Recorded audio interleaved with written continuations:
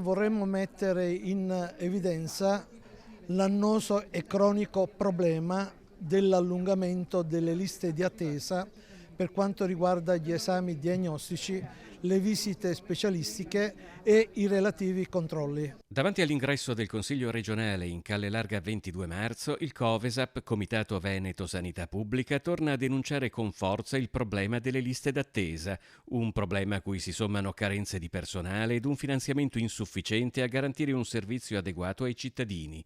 Oriana Zaltroni è arrivata a Venezia da Schio. Soprattutto l'accesso costretto, alle strutture private per avere le prestazioni è una cosa molto pesante, è un problema molto sentito dalla popolazione. Lino Di Sano arriva da Feltre. Conosco molte persone che sono nelle cosiddette liste d'attesa e che stanno aspettando da parecchio di poter fare una prestazione. Per chi si trova in difficoltà con le liste d'attesa, il Covesap sta attivando sportelli d'assistenza per aiutare a veder garantito il proprio diritto alle cure. I ricorsi che effettuiamo noi tramite PEC del movimento stanno avendo esiti positivi e soprattutto rispetto al fatto che c'è una circolare della Regione che impone a tutti i direttori delle aziende USL di rispettare la legge 124 del 1998 che dice